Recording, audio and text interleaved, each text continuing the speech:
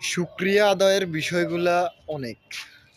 আমরা কত ভালো আছি এটা সারাদিন যদি শুকরিয়া আদায় করি, যতক্ষণ নিঃশ্বাস ফেলি ততক্ষণও যদি শুকরিয়া আদায় করি, আল্লাহর কাছে শুকরিয়া আদায় শেষ হবে না।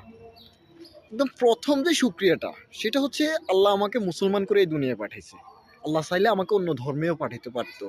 আল্লাহ আমাকে মুসলমান করে পাঠাইছে, আলহামদুলিল্লাহ। এরপরে শুকরিয়া হচ্ছে আল্লাহ আমাকে এমন একটা দেশে পাঠাইছে যেটা মুসলমান, মানে অনেক মুসলমান, সংখ্যাগরিষ্ঠ মুসলমানের দেশে পাঠাইছে, যেখানে আমি আশেপাশে মসজিদ পাচ্ছি। এমন অনেক দেশ আছে, এমন অনেক মুসলমান করে পাঠাইছে কিন্তু দেশে মনে হয় কত 100 কিলোমিটার মধ্যে একটা মসজিদ নাই। আবার অনেক হিন্দু আছে, খ্রিস্টান আছে, অনেক দ্বারাই নির্যাতিত হচ্ছে, এরকম অনেক দেশ আছে।